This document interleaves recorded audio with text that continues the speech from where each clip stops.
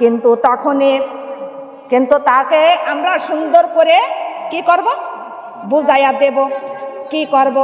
বুঝাইয়া দেব মা বোনেরা, বুঝাইয়া দিতে হবে।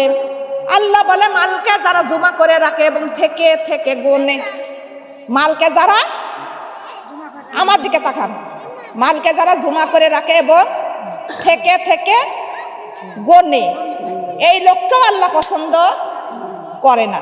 মালকে কি করে? জমা করে রাখে এবং থেকে থেকে গোনে। এই বানা করছে নাকি? না আমার বাবার কথা, না আমার দাদার কথা, কথাটা কার কথা বলেন? কার কথা? মালকে জমা করে রাখে যে থেকে থেকে গোনে। আল্লাহ বলতেছেন মালকে যারা জমা করে রাখে এবং থেকে থেকে গোনে, সেই মালকে ফেলে দেওয়া হবে। কি করা হবে? ফেলে দেওয়া। ফেলে দিয়ে ভেঙ্গে টুকরো টুকরো করা হবে। কি করবে? একটা কাঁচের গ্লাস যদি একটা আসানের উপরে ফেলে দেওয়া হয়, কয় টুকরো হতে পারে? কোনো ভাব? কথা বলেন। হিসাব আছে? 1000 টুকরোও হতে পারে, 100ও হতে পারে, এমনকি 3 টুকরোও হতে পারে, 2 টুকরোও হতে পারে, কিন্তু টুকরো হবে। কিন্তু একটা কাঁচের গ্লাস ফেলে দিলে কয় টুকরো হবে এটা কোনো হিসাব নাই, আছে? তাই আল্লাহ বলতেছেন সেই মালকে ফেলে দেওয়া হবে, ভেঙ্গে টুকরো টুকরো করা হবে। টুকরো টুকরো করা হবে। সেই মালকে কোথায় ফেলে দেওয়া হবে সেই সম্পর্কে তোমরা কি জানো? আল্লাহ বলতে তোমরা কি জানো কোথায় ফেলে দেওয়া হবে? আল্লাহ বলতেছেন সেই জায়গার নাম পরিজ্বালিত আগুন। সেখানকার নাম কি? কাল্লা লা ইউমবাজান্না ফিল হুতামা ওয়া মা আদরাকা মাল হুতামা। তার নাম কি? হুতামা। নামটা কি? হুতামা। তাকে সেই জায়গার নামই হলো পরিজ্বালিত নারুল্লাহি মুকাদাতুলাতি তাতালিউ আল আফিদা ইন্নাহা আলাইহি মুসাদ্দাদ ফি আমাদি মুমা। দাদা ও আমার মা বোনেরা, কিন্তু সেই জায়গার নামই হলো পরিজ্বালিত আগুন, যাকে বেশি করে জ্বালানো হয়েছে। বেশি করে জ্বালানো হয়েছে। যদি আগুন যদি বেশি খড়ি না দেন, যদি কাঠবান বেশি করে ধরাইয়া দেন, আগুন বেশি হবে না কম হবে? কথা বলেন। বেশি হবে। কিন্তু এটা কি দুনিয়ার আগুন? কথা বলেন। এটা কি দুনিয়ার আগুন? দুনিয়ার সারা সারা জাহানের কাঠপাটের আগুন, আর ওই জাহান নামের সহ্য পরিমাণ আগুনের তেজ। ওরে দুনিয়ার আগুন তার কাছে একদম ঠান্ডাময়। জোরে বলি সুবহানাল্লাহ। হে আমার মা বোনেরা, সেই হুতামার মধ্যে সেই মালকে ফেলে দেওয়া হবে। ফেলে দেওয়া হবে। তাকে বেশি করে জ্বালানো হয়েছে। এমনকি সেই আগুন একদম আপনার গ্যারেজ করতেও পারে। পারে কিনা? গ্যারেজ মানে খুশি পায়। গ্যারেজ মানে গিলে খেয়ে ফেলতেও পারে। এমন তাপযুক্ত আগুন হবে, সে গিলে খেয়ে ফেলতেও পারে। কার হুকুম? কথাটা কার? হে আমার মা বোনেরা, স্মরণ করেন সে আল্লাহর কথা। আল্লাহ বলতেছেন এমন করে তাকে জ্বালানো হয়েছে, সারা জাহানটাও গিলে খেয়ে ফেলতে, গ্যারেজ করতে পারে। আমার মা বোনেরা, সেখানে ফেলে দেওয়া হবে। মালকে কি ফেলে দেবে? মালকে ফেলে দেয়া ঢাকনা দিয়া ঢেকে দেওয়া হবে। কি দিয়া? জোরে বলা। ঢাকনা দিয়া ঢেকে দেওয়া হবে। যখন গোশতটা না সেজে রাইস কুকারের মধ্যে নাকি প্রেসার কুকারের মধ্যে দেয় কিনা? জোরে বলেন। একটা শীষ, 2টা শীষ, 3টা শীষ মারলেই হল হয়ে যায়, যত শক্ত হোক না কেন। কথা বলেন, ঠিক না বে ঠিক করো? এ আমার মা বোনেরা, প্রেসার কুকার, দুনিয়ার প্রেসার কুকার আর আল্লাহর প্রেসার কুকার কি এক? কথা বলেন। ওই হুতামার মধ্যে মালকে ফেলে দিবে, ঢাকনা দিয়ে ঢেকে দিবে, থামের সঙ্গে বান্ধা হবে, ওই অবস্থায় থাকবে কিয়ামত পর্যন্ত। কতদিন? কথা বলেন। তাতে তো বুঝতেছি মাগো, ওরে কিয়ামতের প্রথম ধাপটাই হলেন কবর। কথা বলেন ঠিক না বেটি? কিয়ামতের প্রথম ধাপ কি? কবর। কবরের মধ্যে যাইতে না যাইতে হিসাব শুরু হবে কি হবে না? কবরের মধ্যে যাইতে না যাইতে আযাব গজব শুরু হবে কি হবে না?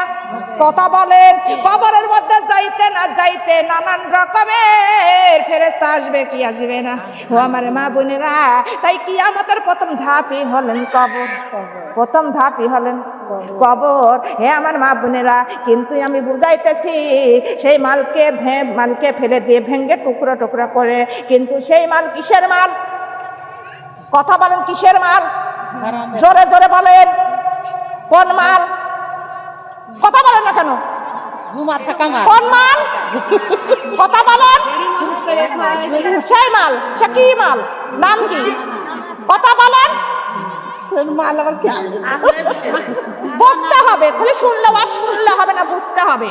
এ আমার মা বোনেরা, টাকা আবার কেউ কাছে নামাজ কালাম হে আমার মা বোনেরা, আমি বুঝাইয়া যাই। আপনি বাড়ির থেকে আসছেন, 500 টাকা আছে, ওর মধ্যে কি টাকা বলতেছে তুমি যাচ্ছ কোরআনের মাহফিলে 100 টাকা নিয়ে যাও? আপনি টাকা বলেছে একবারও? কথা বলেন না কেন?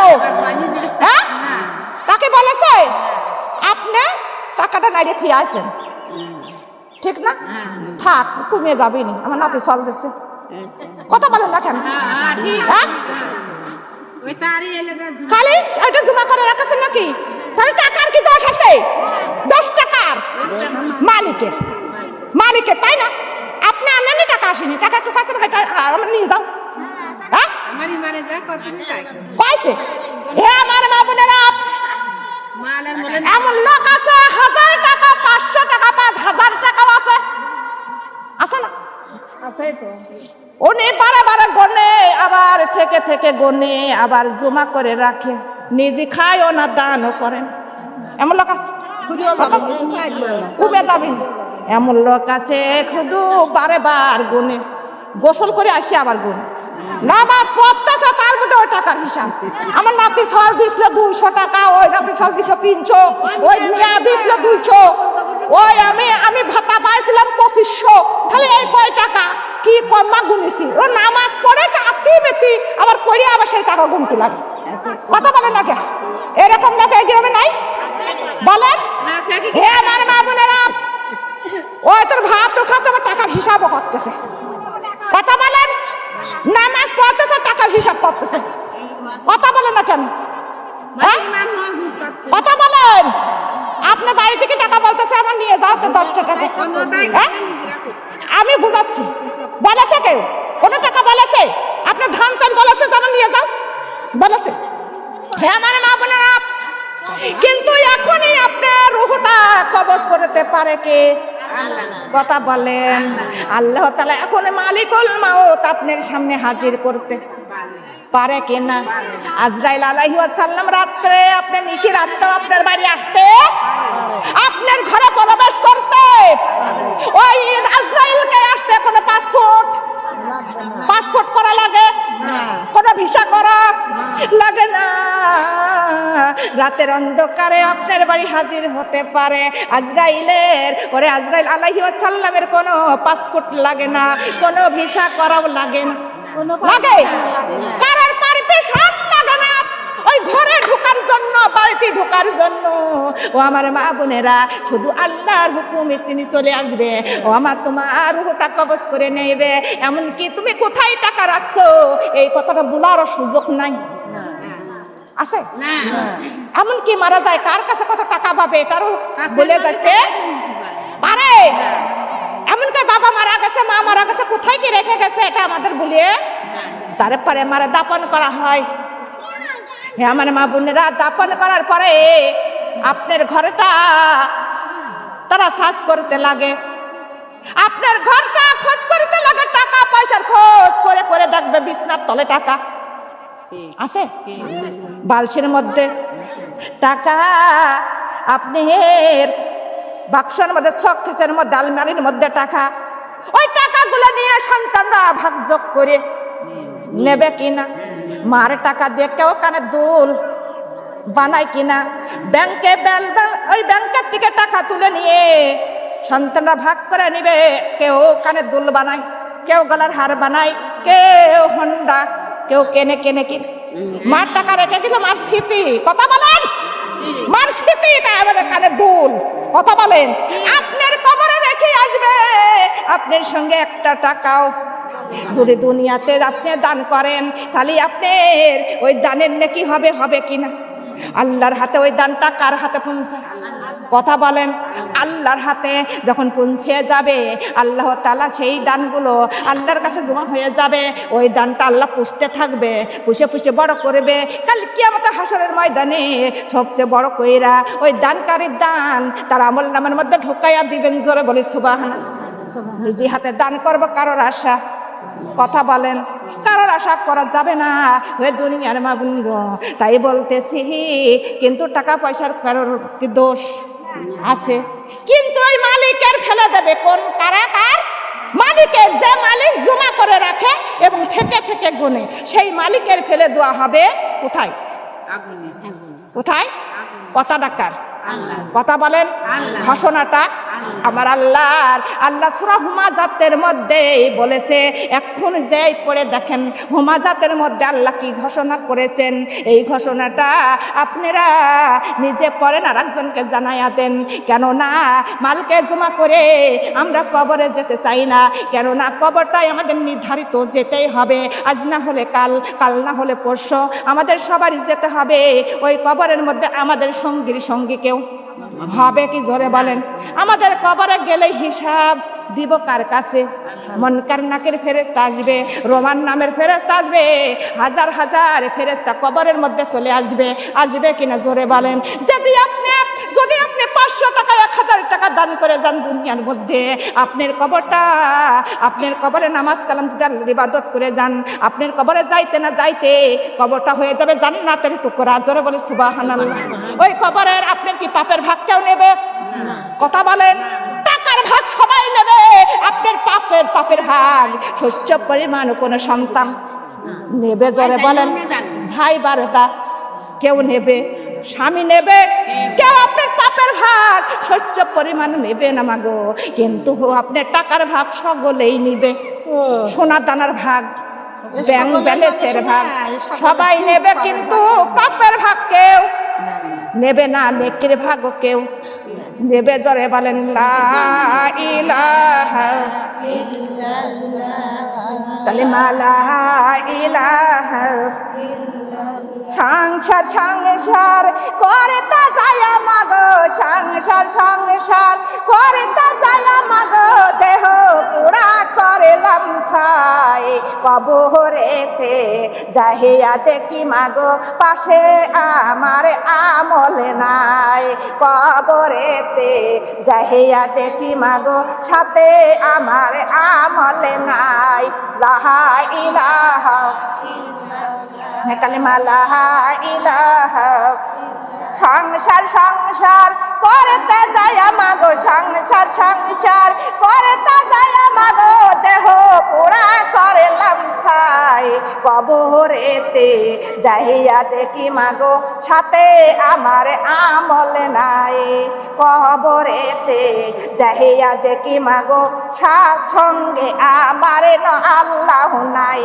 কালিমা লা ইলাহা, কালিমা লা ইলাহা, কালিমা লা ইলাহা।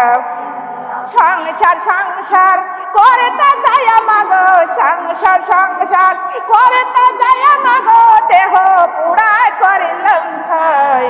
হাসরেতে যাহিয়া দেখি মাগো, সাথে আমার আমল নাই। হাসরেতে যাহিয়া দেখি মাগো, পাশে আমার নবীজি নাই। লা ইলাহা, কালিমা লা ইলাহা, সংসার সংসার করতে যায় মাগো, সংসার সংসার করতে যায় মাগো, দেহ পুরা করলাম ছাই। মিজানেতে যাইয়া দেখি মাগো, সাথে আমার দান খরচ নাই। মিজানেতে যাইয়া দেখি মাগো, পাশে আমার আল্লাহ নাই।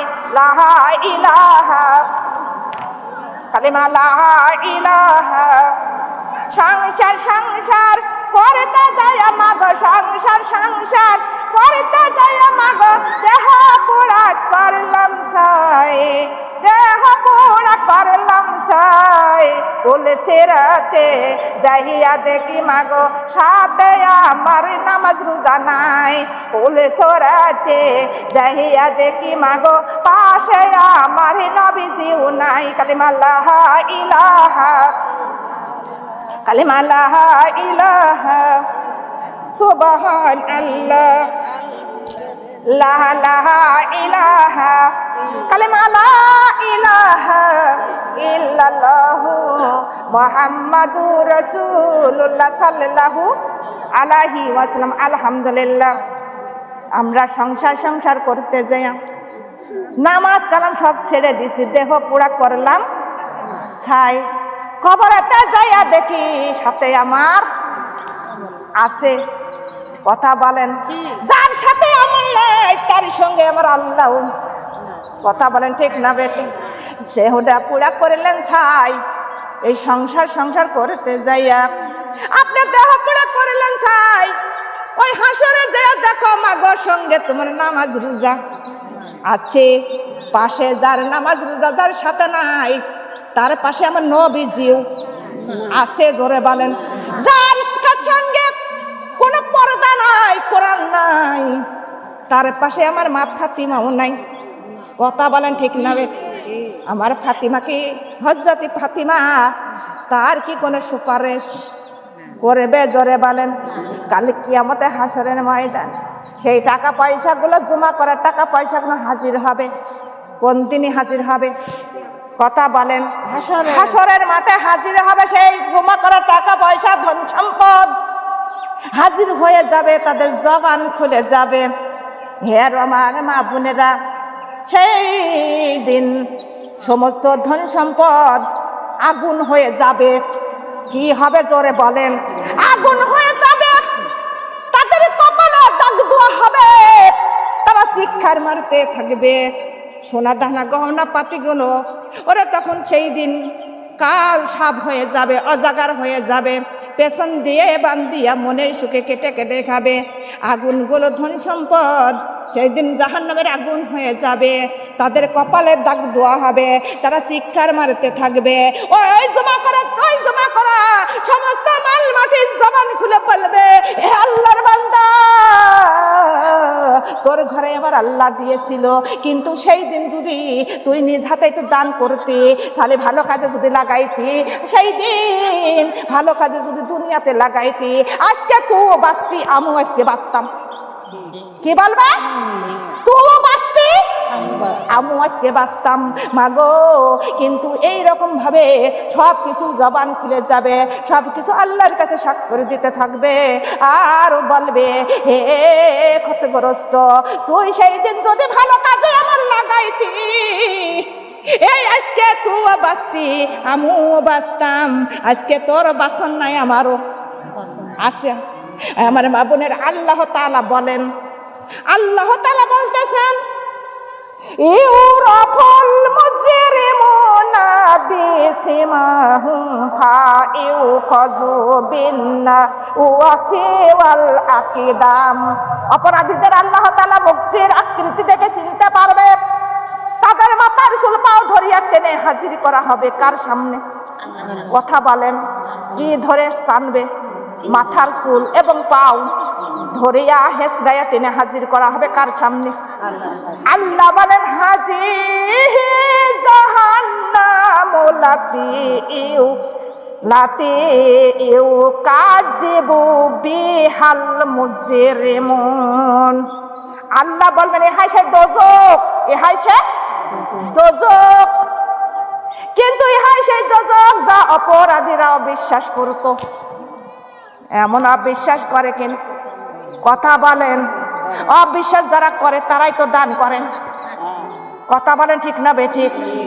যদি জানতো মানুষ যে হাসরের ময়দানে সব টাকা পয়সা সেই দিন জবান খুলবে, সেই দিন তাদের কপালে আগুন ঠেকানো হবে, তাহলে সেই সব মানুষ কোনোদিন টাকা জমা রাখতো? কার হুকুম? আল্লাহর হুকুম। এটা কি আমার কথা না আমার বাপের, আমার দাদার কথা? ডাকা হে আমার মা বোনেরা, আমার আল্লাহর তাআলার কথা। কিন্তু আল্লাহ তাআলা বলেন ইয়াতুকুনা বাইনাহা ওয়া বাইনা হামিমিন আন। সেই দিন ওই ক্ষতিগ্রস্ত, সেই দিনে অপরাধীদের জাহান্নামের দোজকের ফুটান্ত গরম পানির মাঝখানে ছেড়ে দেওয়া হয়। সেই গরম পানির মাঝখানে তারা শুধু শুধু ছুটাছুটি করবে, কোনো কুল কিনারা আসছে সাহায্য কেউ করবে কি? কথা বলে কোন ভাই বারাদার, আত্মস্বজন, বন্ধু বান্ধব সাহায্য করার মালিক কে? জোরে বলেন। আমার রব্বুল আলামিন। তাই দুনিয়ার মধ্যে বসে থাইকো না মাগো, আজকে বাদে কালকেই চলে যাব অন্ধকার গহীন কবরে। সেই দিন একটা নেকি করার আর সম্ভাবনা, সেই দিন 10টা টাকা দান করারও আর সময় সুযোগ আছে, সেই দিন 2 রাকাত নামাজ পড়ারও সুযোগ, সেই দিন একটা রোজা রাখার সুযোগ আছে। আমার আল্লাহ তাই বলেছেন নিল্লাজি খলাকাল মাউতা ওয়াল হাইয়া তালিয়াবলু আইয়ুকুম আহসানু আমালা। আল্লাহ বলতেছেন ও বান্দা, তোমাদের আমি মউত আর হায়াত দিয়ে সৃষ্টি করেছি, পরীক্ষা নিব, তাই দুনিয়ার মধ্যে পাঠাইছি। কি নেবে? কথা বলেন। এটাই হলো পরীক্ষা। ধন সম্পদের মালিককে? কথা বলেন। আমার আল্লাহ। আমার আল্লাহ বলে বান্দারে, আমি আমার আল্লাহ সারা জাহানেরই মালিক। আমার আল্লাহ সারা জাহানের মানুষের, জীব জন্তুর, সমস্ত কিছুর মালিক আমার আল্লাহ। রাজ্যের মালিক আল্লাহ। আল্লাহ বলে বান্দারে, তোমার ঘরে যে রিজিক দিয়েছি, কিন্তু তুমি দান করো, আমি তোমার ঘরে তার থেকে ডবল দিয়ে দিব। জোরে বলে সুবহানাল্লাহ। আল্লাহর ক্ষমতা আছে কিনা? কথা বলেন।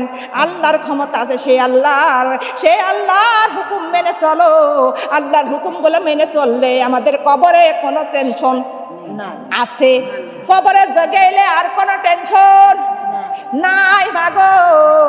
হাজার হাজার টাকা রেখে যাবেন, আপনার দুনিয়াতে খাবে লোকে, আর কবরেতে একা একা রেখে আসবে, খাবে আপনার হাজার হাজার পোকে। কথা বলেন ঠিক না বেঠিক? ওই কবরেতে রেখে আসবে, খাবে আপনার কোটি কোটি ওই সাপে।